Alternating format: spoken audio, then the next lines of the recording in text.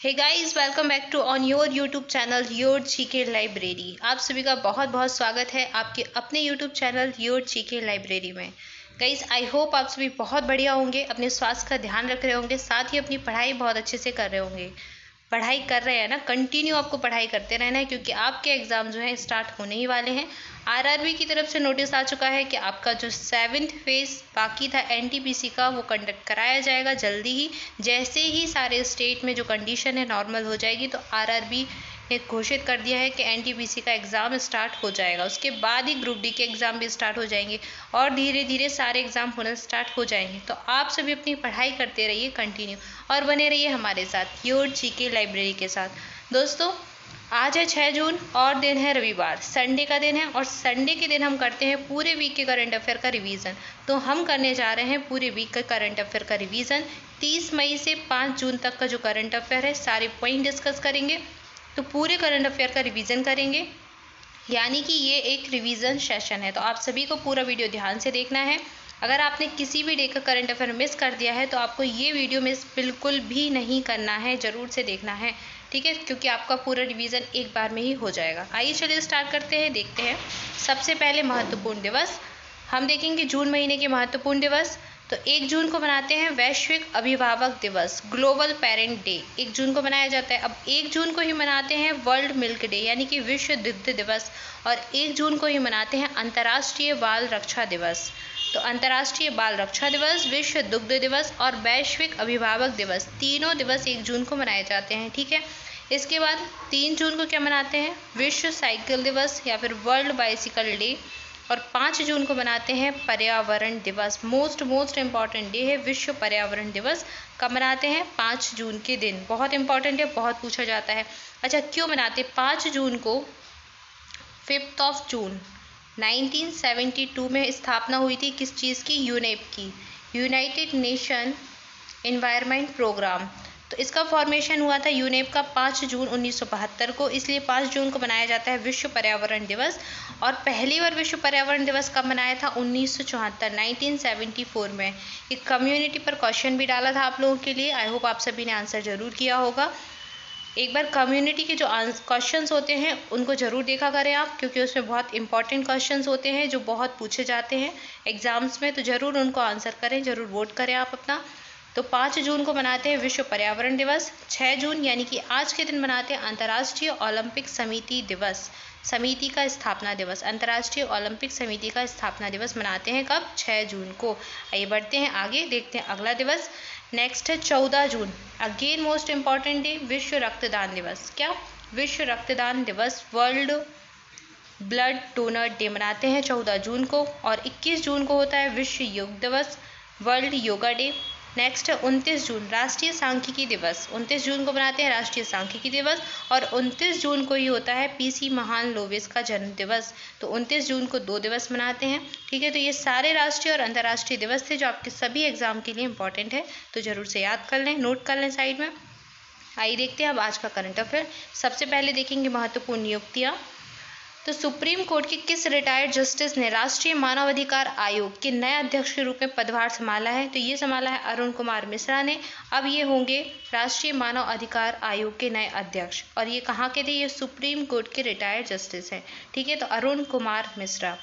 Next है भारतीय उद्योग परिसंघ यानी कि जो CII है, इसके नए अध्यक्ष कौन नियुक्त हुए हैं? तो ये नियुक्त हुए हैं टीवी नरेंद्रन, CII के नए अध्यक्ष। नेक्स्ट देख लेते हैं, असम राइफल के नए महानिदेशक के रूप में किसने अपना पदभार संभाला है? तो ये संभाला है जनरल प्रदीप चंद्रन नायर। प्रदीप चंद्रन नायर भी याद रख सकते हैं आप। तो ये असम राइफल के नए महानिदेशक होंगे। असम राइफल भारत की जो पूर्वोत्तर सीमा है उसकी सुरक्षा की देखभाल ये करती है। वहाँ के जो निर्माण कार्य होते हैं, वहाँ पे जितने भी कार्य होते हैं तो सभी की देखरेख यही करती है, इसलिए इसे पूर्वोत्तर का प्रहरी, या फिर जो पूर्वोत्तर के लोग हैं वो इन्हें प्यार से पूर्वोत्तर का प्रहरी कहते हैं, ठीक है। तो असम राइफल्स भारत की सबसे पुरानी राइफल है, सबसे पुरानी जो सुरक्षा संस्थाएं उनमें से एक है। तो जनरल प्रदीप चंद्रन नायर बन गए हैं इसके महानिदेशक। नेक्स्ट है घरेलू सत्र 2021-22 के लिए मुंबई टीम के मुख्य कोच के रूप में किसे नियुक्त किया गया है? तो ये नियुक्त हुए हैं अमोल मजूमदार। नेक्स्ट अब देखेंगे राष्ट्रीय घटनाक्रम। तो क्या कुछ हुआ, कुछ एक हफ्ते में भारत में देख लेते हैं। कौन कौन सी नई योजनाएं आई, कौन कौन सी घोषणाएं हुई, ठीक है। सारे क्वेश्चन यहाँ पर कवर हो जाएंगे आपके। पहला है, किस देश ने स्वच्छ ऊर्जा नवाचार को बढ़ावा देने के लिए सदस्य देशों में इंक्यूबेटरों का एक नेटवर्क बनाने के उद्देश्य से वैश्विक पहल mission innovation clean net exchange launch किया है। तो ये लॉन्च किया गया है भारत के द्वारा। आपसे पूछ सकते हैं mission innovation clean net exchange किससे संबंधित है, तो ये अपने भारत देश से संबंधित है। भारत ने इसको लॉन्च किया है, किस लिए? स्वच्छ ऊर्जा और नवाचार को बढ़ावा देने के लिए। अच्छा, अगर आपसे पूछ लें मिशन इनोवेशन 2.0 किसका है, तो ये संयुक्त राष्ट्र जलवायु परिवर्तन जो समझौता हुआ था 2015 में, तब लॉन्च किया गया था, ठीक है। तो संयुक्त राष्ट्र के द्वारा लॉन्च किया गया था 2015 में। और 2015 का जो जलवायु समझौता हुआ था कहाँ पर हुआ था? पेरिस में। तो याद रखिए पेरिस समझौते में आया था मिशन इनोवेशन 2.0। और अभी mission innovation clean net exchange launch किया है किसने? भारत ने। नेक्स्ट है, किस राज्य ने हाल ही में घोषणा की कि ऐसे अनाथ बच्चों के नाम 5 लाख रुपए का सावधि जमा किए जाएंगे जिनके माता पिता में से कम किसी एक की कोविड-19 की वजह से मौत हो गई है? तो ये करेगी महाराष्ट्र की सरकार। महाराष्ट्र की सरकार 5 लाख की एफडी करेगी ऐसे बच्चों के नाम जिन्होंने कोविड से अपने माता पिता को खोया है, या फिर किसी एक को, माता को या फिर पिता को। तो किसी एक को भी खोया है या फिर दोनों को खोया है, तो महाराष्ट्र की सरकार उन बच्चों को देगी 5 लाख का फिक्स्ड डिपॉजिट, साथ ही साथ उनकी शिक्षा की व्यवस्था भी करेगी। इसके अलावा और सरकारों ने भी ऐसी योजनाएं शुरू की है। अगर वात्सल्य योजना आपसे पूछ ले तो चले जाना उत्तराखंड। उत्तराखंड ने इसी विषय से संबंधित वात्सल्य योजना शुरू की है, ठीक है। इसके बाद अगर आपसे 10 लाख की एफडी पूछे तो कहाँ पर? आंध्र प्रदेश में। मैं आपको डेली रिवीजन कराती हूँ ये प्रश्न का, ठीक है। 10 लाख की एफडी आंध्र प्रदेश, 10 लाख की सहायता राशि अगर पूछ ले तो केंद्र सरकार, सेंट्रल गवर्नमेंट, ठीक है। और दिल्ली सरकार ऐसे बच्चों की पढ़ाई लिखाई का, देखरेख का खर्चा पूरा उठाने वाली है। तो हर स्टेट ने ऐसी योजनाएं शुरू की हैं अलग अलग नाम से, तो आपको सारी याद रखनी है। जैसे जैसे आती जाएंगी मैं आपको रिवीजन कराती जाऊंगी, ठीक है। अभी महाराष्ट्र ने शुरू की है 5 लाख सावधि जमा, ठीक है। आइए बढ़ते आगे, देखते हैं अगला प्रश्न। नेक्स्ट है, हाल ही में बिहार के मुख्यमंत्री नीतीश कुमार ने इंजीनियरिंग और मेडिकल कॉलेज में लड़कियों के लिए कितने प्रतिशत आरक्षण की घोषणा की है? तो ये नीतीश कुमार जी ने 33% रिजर्वेशन की घोषणा कर दी है। अब बिहार की जो लड़कियां हैं उनको इंजीनियरिंग और मेडिकल के कॉलेज में 33% का रिजर्वेशन दिया जाएगा। इससे क्या होगा? इससे इस क्षेत्र में जो लड़कियों की कमी रहती है उस पर प्रभाव पड़ेगा और लड़कियां ज़्यादा से ज़्यादा एडमिशन लेंगी इंजीनियरिंग और मेडिकल कॉलेज में, ठीक है। तो अच्छी पहल है ये। नेक्स्ट है, हाल ही में किस राज्य सरकार ने अंकुर नाम से एक योजना शुरू की है? तो अंकुर नाम से योजना शुरू की है मध्य प्रदेश राज्य सरकार ने। मध्य प्रदेश यानी कि शिवराज सिंह चौहान ने इस योजना की घोषणा की है। इसको डिटेल में मैंने डिस्कस किया था, तो अगर आपको डिटेल में पढ़ना है तो आप वीडियो देख ले। डेली करंट अफेयर का जो वीडियो है उसमें एक एक पॉइंट मैंने बहुत अच्छे से क्लियर किया था, ठीक है। अभी हम रिवीजन कर रहे हैं तो सारे क्वेश्चंस जल्दी जल्दी से रिवाइज करेंगे। नेक्स्ट है आपका, महाराष्ट्र सरकार ने कितने प्रतिशत ईडब्ल्यूएस कोटे के तहत मराठा आरक्षण को मंजूरी दी है? तो महाराष्ट्र की जो गवर्नमेंट है 10%। सब जानते हैं सारे स्टेट में ईडब्ल्यूएस के तहत जो सामान्य वर्ग के लोग होते हैं उनको 10% का आरक्षण दिया जाता है, 10% रिजर्वेशन दिया जाता है। तो अब मराठा जो आरक्षण है, मराठा लोगों को भी 10% का आरक्षण दिया जाएगा। कहाँ? महाराष्ट्र की गवर्नमेंट के द्वारा, ठीक है। नेक्स्ट है, हाल ही में किस राज्य ने कुर्रा गुफाओं में पाई गई झींगुर की नई प्रजाति का नाम इंडीमिमस जयंती रखा है? तो ये रखा है छत्तीसगढ़ की जो खोजकर्ता है उन्होंने। छत्तीसगढ़ में है कुर्रा गुफाएं और वहां पर मिली एक झींगुर की नई प्रजाति जिसका नाम रखा है इंडीमिमस जयंती। और ये किसके नाम पर रखा है? तो ये जयंती नाम से एक खोजकर्ता है, गुफा खोजकर्ता है, उनके नाम पर ये रखा है, ठीक है। छत्तीसगढ़ में मिली है। नाम क्या है? इंडीमिमस जयंती। याद रखना है कि किसकी है? झींगुर की नई प्रजाति है, ठीक है, याद रखिए। नेक्स्ट है, भारत के राष्ट्रीय सुरक्षा सलाहकार ने हाल ही में किस भारतीय तटरक्षक जहाज को संचालित किया जो 105 मीटर अपतटीय गश्ती जहाजों की श्रृंखला में तीसरा है? तो ये संचालित हुआ है सजग, इसका नाम है सजग। क्या है ये? अपतटीय गश्ती जहाज, ठीक है। तो याद रखना है इसका नाम। आपसे ऐसे भी पूछ लेते हैं निम्न में से अपतटीय गश्ती जहाज क्या है, आपको 2-3 नाम दे देंगे, ठीक है। तो सजग आपको याद रखना है क्या है? अपतटीय गश्ती जहाज श्रृंखला में तीसरा है जो शामिल हुआ है, ठीक है। तो राष्ट्रीय सुरक्षा सलाहकार इन्होंने उसको संचालित किया। ऑप्शन इसका सजग सही हो जाएगा। नेक्स्ट है, नीति आयोग ने SDG भारत सूचकांक जो निकलता है 2020-21 का, इसमें किस राज्य ने अपना शीर्ष स्थान बरकरार रखा है? तो नीति आयोग निकालता है ये इंडेक्स SDG भारत सूचकांक, तो 2020-21 में कौन सा राज्य है जिसने पहले स्थान पर अपना स्थान बरकरार रखा है, यानी कि इससे पहले भी ये पहले स्थान पर ही रहा होगा, तो ये रहा है केरल। केरल पहले स्थान पर रहा। और इस सूचकांक में सबसे खराब प्रदर्शन किस राज्य का रहा, तो वो रहा बिहार का।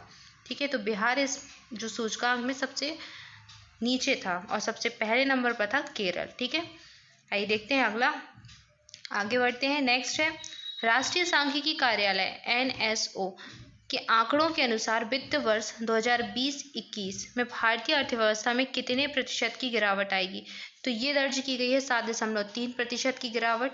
अभी कुछ समय पहले राष्ट्रीय सांख्यिकी कार्यालय NSO ने आंकड़े जारी किए। उसमें बताया कि 2020-21 में जो इंडियन इकोनॉमी है उसमें 7.3% की गिरावट दर्ज की गई है, और ये कोविड की वजह से ही हुई है। कोविड की वजह से जो आर्थिक मंदी आई है उसी का प्रभाव भारतीय अर्थव्यवस्था पर पड़ा है।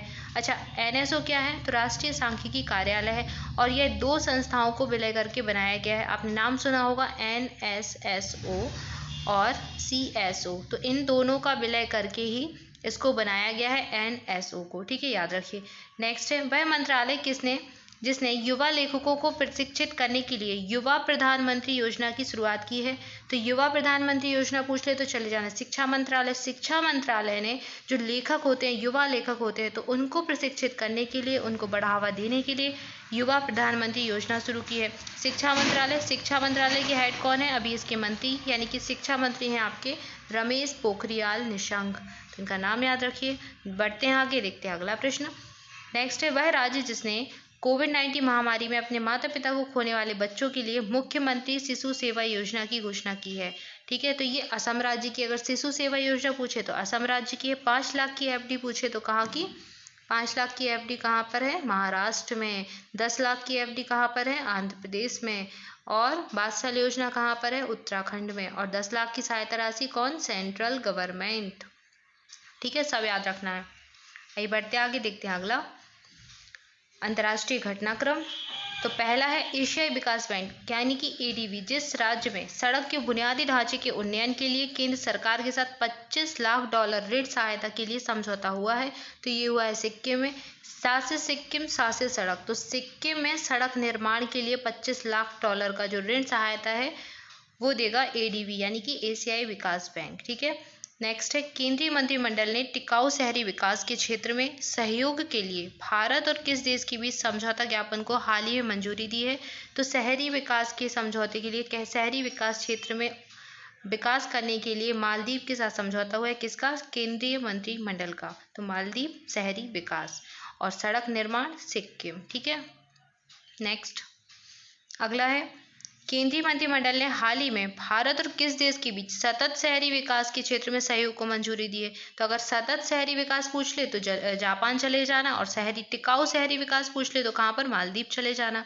नेक्स्ट है अमेरिकी अंतरिक्ष एजेंसी नासा ने घोषणा की है कि वह किस ग्रह के लिए 2028 से 30 के बीच 2 अभियान भेजेगा, तो ये भेजने वाला है नासा शुक्र ग्रह के लिए। नासा क्या है, अमेरिका की अंतरिक्ष एजेंसी है, और ये 2028 से 30 के बीच भेजेगा शुक्र ग्रह पर अभियान। ठीक है, नेक्स्ट है जिस देश में बर्ड फ्लू का H10N3 स्ट्रेन से संक्रमित पहला शख्स का मामला सामने आया है, तो ये देखा गया है चीन में। चीन बर्ड फ्लू का स्ट्रेन है ये H10N3, इसका पहला मामला देखा गया है चीन में, और चीन से ही फैला था कोरोना वायरस, सब जानते हैं। तो चीन का जो वुहान क्षेत्र है वहां से आया था कोरोना वायरस। ठीक है, और अब यहाँ पर H10N3 ये बर्ड फ्लू का एक स्ट्रेन है जिससे एक संक्रमित व्यक्ति मिला है। ठीक है, तो चीन में वापस से एक वायरस आ गया है, याद रखिए। नेक्स्ट है हाल ही में जिस देश की सरकार ने कहा कि अब देश के प्रत्येक दंपति को 2 नहीं बल्कि 3 बच्चों को जन्म देने की अनुमति है, तो ये घोषणा की है चीन ने। चीन की सरकार ने कहा है कि अब यहाँ का प्रत्येक दंपति 2 नहीं बल्कि 3 बच्चों को जन्म दे सकता है। अभी चीन में क्या था, 2 बच्चों को जन्म देने की अनुमति थी। ठीक है, तो अब इसको बढ़ाकर 3 बच्चे कर दिया है। क्यों किया है, क्योंकि अभी कुछ समय पहले यहाँ पर जो जनसंख्या के आंकड़े थे उनको सार्वजनिक किया गया, और उसमें पाया गया कि कुछ सालों से यानी कि कुछ दशकों से जो चीन की जनसंख्या है उसमें कमी दर्ज की गई है, तो इसी को बढ़ाने के लिए अब यहाँ पर 3 बच्चों को जन्म देने की अनुमति दे दी गई है। ठीक है, नेक्स्ट है खेल और पुरस्कार। तो खेल से संबंधित प्रश्न देखेंगे हम। न्यूजीलैंड के जिस बल्लेबाज ने लॉर्ड्स में अपने पदार्पण टेस्ट मैच में सर्वाधिक स्कोर बनाने का पूर्व भारतीय कप्तान सौरव गांगुली का 25 साल पुराना रिकॉर्ड तोड़ दिया, तो ये है डेवॉन कॉनवे। डेवॉन कॉनवे कहाँ के हैं? न्यूजीलैंड के लिए खेलते हैं। इनका जन्म हुआ था साउथ अफ्रीका, दक्षिण अफ्रीका में इनका जन्म हुआ था। खेलते कहाँ के लिए? न्यूजीलैंड के लिए। और इन्होंने जो ये बल्लेबाज हैं, इन्होंने अभी टेस्ट मैच पदार्पण जो टेस्ट मैच होता है उसमें सर्वाधिक स्कोर बनाने का रिकॉर्ड तोड़ दिया है। किसका? सौरव गांगुली का। सौरव गांगुली का एक रिकॉर्ड था, वो इन्होंने तोड़ दिया है। डेवॉन कॉनवे कहाँ के हैं? न्यूजीलैंड के। नेक्स्ट है फोर्ब की तरफ से जारी ताज़ा रैंकिंग में सर्वाधिक कमाई करने वाले खिलाड़ियों में जो 100 खिलाड़ियों की सूची है उसमें एकमात्र भारतीय खिलाड़ी 197 करोड़ रुपए की कमाई के साथ 59वें नंबर की रैंक पर हैं, तो ये हैं विराट कोहली। और भारत के एकमात्र खिलाड़ी हैं जो 100 खिलाड़ियों की सूची में शामिल हुए हैं और नंबर किस पर है? 59वें नंबर पर हैं। इनकी कमाई कितनी है? 197 करोड़ रुपए, तो बहुत अधिक कमाई है इनकी। और भारत के ये एकमात्र ऐसे खिलाड़ी हैं। और विराट कोहली सभी जानते हैं भारतीय टीम के कप्तान हैं। ठीक है, नेक्स्ट देख लेते हैं। अगला है दुनिया की दूसरे नंबर की किस टेनिस खिलाड़ी ने फ्रेंच ओपन से अपना नाम वापस ले लिया है? तो ये है Naomi Osaka. Naomi Osaka Japan की टेनिस खिलाड़ी हैं। ठीक है, टेनिस इनका खेल है, कहाँ की है? जापान की है, याद रखना है। और दुनिया की दूसरे नंबर की ये टेनिस खिलाड़ी हैं और फ्रेंच ओपन से इन्होंने अभी वापस ले लिया है अपना नाम। तो फ्रेंच ओपन ग्रैंड स्लैम है, 4 ग्रैंड स्लैम होते हैं, आप जानते हैं। तो फ्रेंच ओपन अभी चल रहा था, इससे इन्होंने अपना नाम वापस ले लिया है। इसके पहला राउंड जो हुआ था उसमें जीत भी गई थी, लेकिन सेकंड राउंड में इन्होंने नाम वापस ले लिया है मानसिक तनाव के चलते। ठीक है, तो नाओमी ओसाका का नाम याद रखना है, कहाँ की है? जापान की है। ठीक है, आइए देखते हैं अब आगे। नेक्स्ट है निधन। निधन से संबंधित कुछ प्रश्न हैं, देख लेते हैं। असम साहित्य सभा के किस पूर्व अध्यक्ष और प्रख्यात साहित्यकार का 89 वर्ष की उम्र में निधन हो गया? तो ये है लक्ष्मी नंदन बोरा। हाल ही में हो गया इनका निधन। असम साहित्य सभा के पूर्व अध्यक्ष थे, साथ ही साथ असमी भाषा के बहुत प्रसिद्ध साहित्यकार थे। इनको पद्मश्री से सम्मानित किया जा चुका था। 1988 में इनको मिला था साहित्य अकादमी पुरस्कार और 2008 में मिला था इनको सरस्वती सम्मान। जो सरस्वती सम्मान है वो के बिरला फाउंडेशन के द्वारा दिया जाता है, सब जानते हैं। ठीक है, तो याद रखना है इनको। और जो सरस्वती सम्मान है वो इनको इनकी कृति कायाकल्प के लिए दिया गया था, तो इसका नाम भी याद रखना है। और 60 से ज़्यादा उपन्यास ये लिख चुके हैं, 60 से ज़्यादा पुस्तकों की रचना इन्होंने की है। हाल ही में हो गया इनका निधन। कहाँ से संबंधित हैं? असम से। असम साहित्य के साहित्यकार थे। ठीक है, याद रखिए। नेक्स्ट है किस देश के पूर्व प्रधानमंत्री अनिरुद्ध जगन्नाथ का 91 साल की उम्र में निधन हो गया? तो ये है मॉरिशस के। हाल ही में हो गया इनका निधन, अनिरुद्ध जगन्नाथ। नाम पर न जाएं, मॉरिशस के हैं अनिरुद्ध जगन्नाथ। कहाँ के? पूर्व प्रधानमंत्री थे मॉरिशस के। So thank you guys for watching this video. हमारे साथ बने रहने के लिए आप सभी का बहुत बहुत धन्यवाद। और हाँ दोस्तों, आप चैनल को सब्सक्राइब करना बिल्कुल ना भूलें। अगर आप पहली बार चैनल पर आए हो और चैनल को अभी तक सब्सक्राइब नहीं किया है तो जल्दी से चैनल को सब्सक्राइब कर दें और बेल आइकन प्रेस कर दें। बेल आइकन प्रेस करें, उस पर ऑल का जो ऑप्शन है उसको क्लिक कर दें ताकि जो नया वीडियो है उसका नोटिफिकेशन आपको मिल जाए और सारे वीडियो के नोटिफिकेशन आपको आसानी से मिलते रहें, इसलिए ज़रूर से बेल आइकन प्रेस कर दें। और हाँ, अपने दोस्तों के साथ योर जीके लाइब्रेरी को शेयर करें।